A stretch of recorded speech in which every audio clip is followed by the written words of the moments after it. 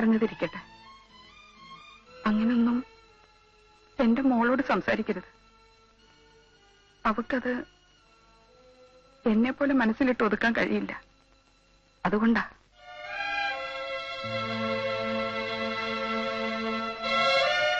ആരെയും ചതിക്കണമെന്ന് വിചാരിച്ചിട്ടല്ല. സന്ദർഭം വന്നാ പറയുമായിരുന്നു.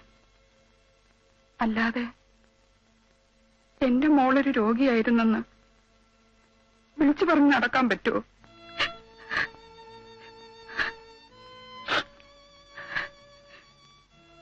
എന്റെ മോളെ ആരുടെയും തലയെ കെട്ടിവെക്കാൻ ഞാൻ നോക്കിയിട്ടില്ല.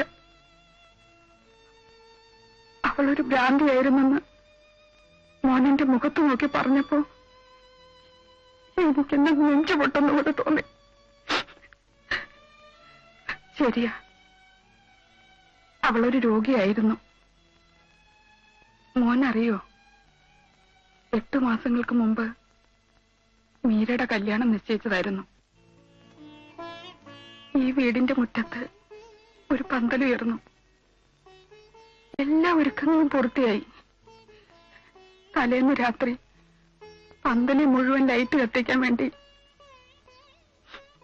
മീരയുടെ അച്ഛൻ എവിടുന്നോ കൊണ്ടുവന്ന മെഷീൻ കേടായി. മെയിൻ സ്വിച്ച് ഓഫ് ചെയ്തിട്ട് അച്ഛനത് നന്നാക്കുമായിരുന്നു. ദീപയുടെ ഉടുപ്പ് ഇസ്തിരിയിടാൻ വേണ്ടി മീര സ്വിച്ചിട്ടു. എന്റെ മോക്കറിയില്ലായിരുന്നു പിൻവശത്തെ മുറ്റത്ത് ഷോക്കേറ്റ് അവളുടെ അച്ഛൻ മരിച്ചുകൊണ്ടിരിക്കുകയാണെന്ന്.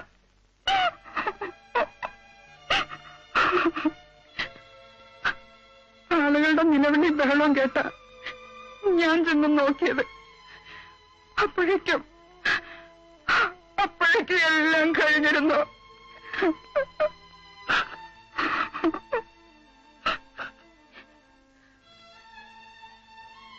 അവള് കാരണം അവിടെ അച്ഛൻ മരിച്ചെന്നറിഞ്ഞപ്പോ അവള് കരഞ്ഞില്ല, ഒന്നും മിണ്ടിയില്ല. അവിടെ മനസ്സിന്റെ സമനില ആകെ തെറ്റിയിരുന്നു. ഒരു മനോരോഗിയെ കെട്ടാൻ ചെറുക്കന്റെ വീട്ടുകാർ പിന്നീട് തയ്യാറായില്ല. ഇപ്പോ ഒരു കുഴപ്പമില്ല. പക്ഷെ ഒരു പേര് വിടുകയില്ലേ? ഈ വീട്ടിൽ ഓരോ മുറിയിലും അവളുടെ അച്ഛനുണ്ടെന്ന് അവൾ പറയാറ്. ഇവിടെ നിന്ന് ഇറങ്ങിപ്പോകാൻ മനസ്സ് വരാത്തതുകൊണ്ടാ മോനെ.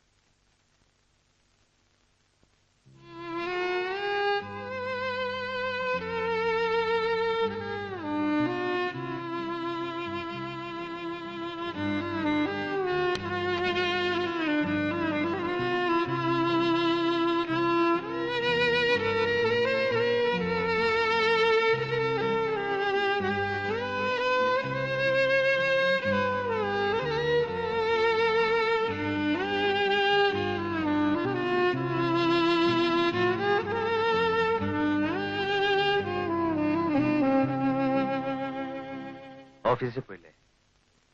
വേണ്ട, ഇരുന്നോളൂ. ഞാൻ വീട്ടിലൊന്ന് പോവാ.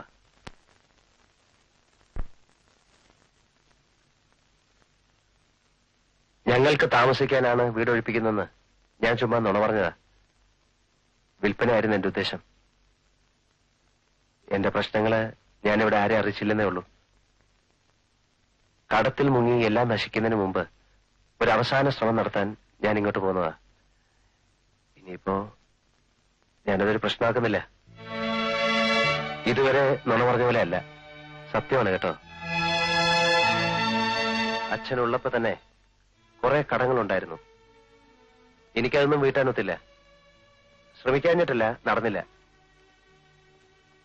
2 സഹോദരിമാരുടെ കല്യാണം നടത്തി. അച്ഛനില്ലല്ലോ എന്നൊരു തോന്നൽ അവർക്കുണ്ടാകരുതെന്ന് കരുതി വലിയ ആർഭാടത്തോടെ തന്നെ നടത്തി. കുറച്ചു ദൂരം അഭിമാനം കൂടി ഉണ്ടായിരുന്നു എന്ന് കൂട്ടിക്കൊള്ളൂ. സ്വന്തം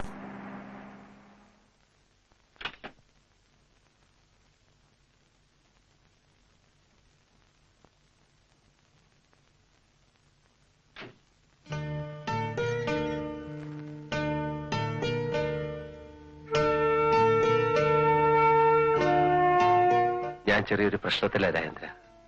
എനിക്കിവിടെ മറ്റു പരിചയക്കാരാരുമില്ല. ശല്യപ്പെടുത്തലാണെന്നറിയാം. അമ്മയും പെങ്ങളും ഉണ്ട് കാറില്. ഇവരെ കൊണ്ട് എവിടെ പോവാ നീ? എനിക്കും അതറിയില്ല. അതാ എന്റെ പ്രശ്നം.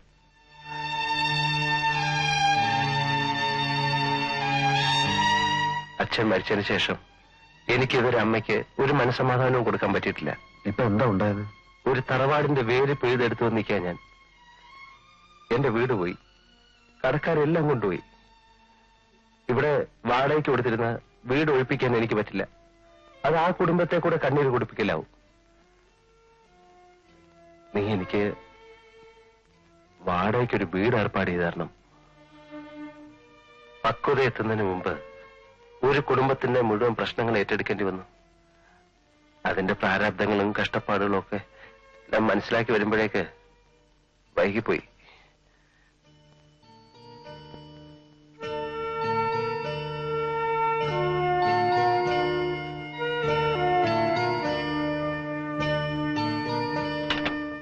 അമ്മ ഇറങ്ങി വരൂ. എന്റെ വീടാണ്, അകത്തോട്ടിരിക്കാം.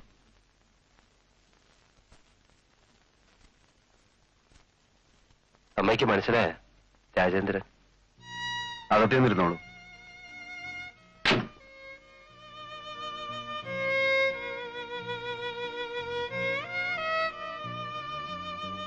ഉപചാരവാക്കായിട്ട് പറയല്ല.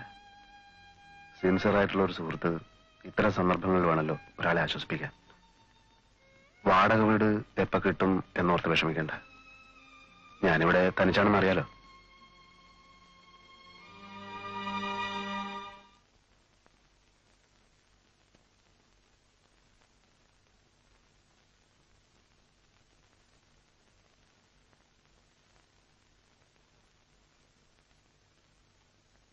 അമ്മേ, അമ്മേ,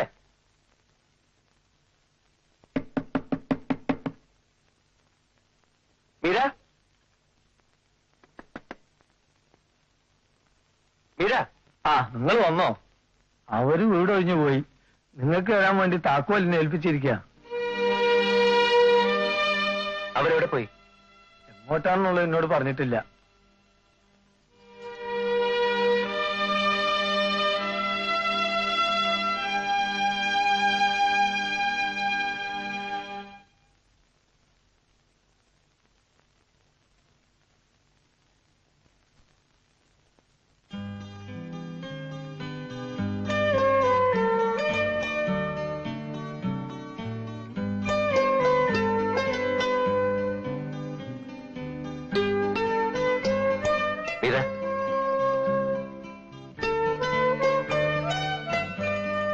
താക്കോല് കിട്ടി. എന്നെ കൊണ്ടുള്ള ശല്യം തീർന്നല്ലോ അല്ലേ? അതല്ല, എന്നായാലും ഞങ്ങൾ അവിടെ നിന്ന് ഇറങ്ങിയല്ലേ പറ്റൂ. ആ വീടുമായിട്ടുള്ള ബന്ധം അത്ര പെട്ടെന്ന് മീരയ്ക്ക് ഉപേക്ഷിക്കാൻ പറ്റുമോ? ആ വീട്ടിലെ ഓരോ മുറിയിലും മീരയുടെ അച്ഛനുള്ളതായി മീര വിചാരിക്കാറില്ലേ? സാരമില്ല, അതൊക്കെ വെറുതെയുള്ള തോന്നലുകളല്ലേ? അല്ല, ആ വീടിനോട് എന്നേക്കാൾ കൂടുതൽ അടുപ്പം മീരയ്ക്കുണ്ട്. നിങ്ങൾ ഒരിക്കലും ആ വീട്ടിൽ നിന്ന് ഇറങ്ങി പോകരുത് എന്ന് പറയാനാണ് ഞാൻ വന്നത്. ഇതൊരു അപേക്ഷയായിട്ട് കരുതിക്കോളൂ. നിങ്ങളുടെ പ്രശ്നങ്ങൾ നിങ്ങൾ മനസ്സിലാക്കണ്ടേ? പ്രശ്നങ്ങളോ? എന്ത് പ്രശ്നങ്ങൾ? എന്റെ പ്രശ്നങ്ങളൊക്കെ തീർന്നു. കടങ്ങളൊക്കെ വീടി. ഇനി ആദ്യം മുതൽ തുടങ്ങണം. തറവാട് ജപ്തി ചെയ്ത് കഴിഞ്ഞപ്പോ കുറച്ച് രൂപ കിട്ടി. അതുകൊണ്ട് പറ്റുന്ന രീതിയിൽ എന്തെങ്കിലും ഒരു ബിസിനസ്. അതൊന്നും സാരമില്ല. ഓരോ സാഹചര്യങ്ങളാണ്. മനുഷ്യരെ തമ്മിൽ അകറ്റുന്നതും അടുപ്പിക്കുന്നതെല്ലാം. ഞാനൊരു കാര്യം ചോദിച്ചാൽ മീരയ്ക്ക് എന്നോട് ദേഷ്യം തോന്നുന്നു. എന്താണ്? നമുക്ക് രണ്ടു കൂട്ടർക്കും തല ചായ്ക്കാൻ ഒരിടം ആവശ്യമാണ്. പരസ്പരം എല്ലാം അറിയാവുന്ന നിലയ്ക്ക് നമുക്കൊരു പുതിയ തീരുമാനം എടുത്തൂടെ? എന്റെ അമ്മ, അനിയത്തി, മീരയുടെ അമ്മ, മോനു, ദീപമോൾ, ഞാനും മീരയും നമുക്കൊരുമിച്ച് ഒരു വീട്ടിൽ താമസിച്ചൂടെ?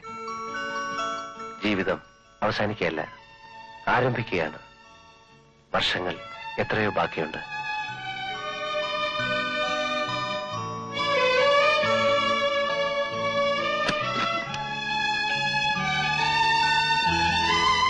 ഈ വീട് ഇനി എന്റേതോ മീരയുടേതോ അല്ല, നമ്മുടേതാണ്. വരൂ.